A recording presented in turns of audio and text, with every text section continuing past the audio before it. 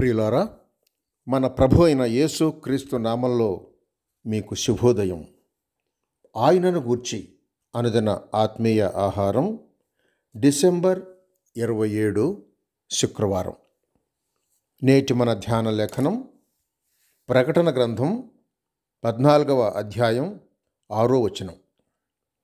అతడు భూనివాసులకు అనగా ప్రతి జనమునకును ప్రతి వంశమునకును ఆయా భాషలు మాట్లాడు వారికిని ప్రతి ప్రజకును ప్రకటించినట్లు నిత్య సువార్త తీసుకొని ఆకాశ మధ్యమున ఎగురుచుండెను.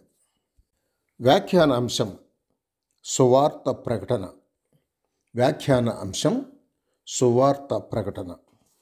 వ్యాఖ్యానం: రక్షింపబడిన వారు ఇప్పుడు తెలుగు రాష్ట్రాల్లోనే తిరుగుతూ శబ్దయంత్రాలు పెట్టుకొని ఎంత ప్రయాసపడినా తెలుగులోనే వారికి వార్త అందుతోంది.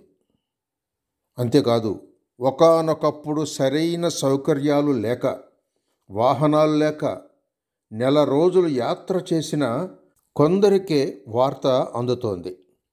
ఇతడు ఒక దేవదూత. అతడు ఎగిరి ఆకాశ మధ్యాన తిరుగగా కనబడేది అనేక వేల జనులకు కనబడతాడు. అంతేకాదు, దూతల స్వరానికి మానవుని స్వరానికి గొప్ప వ్యత్యాసం ఉంది.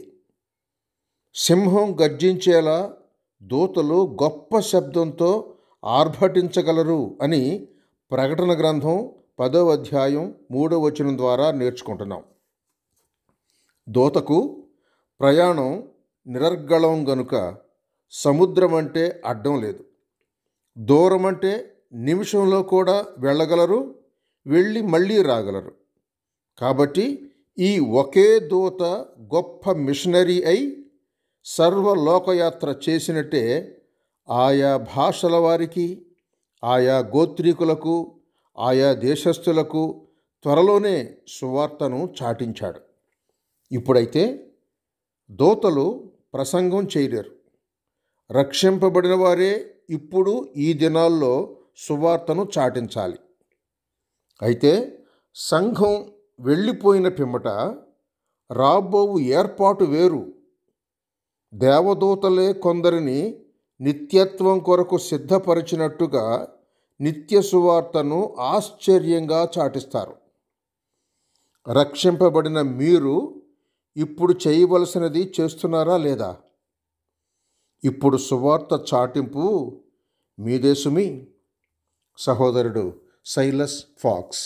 శుభములతో వందనాలు.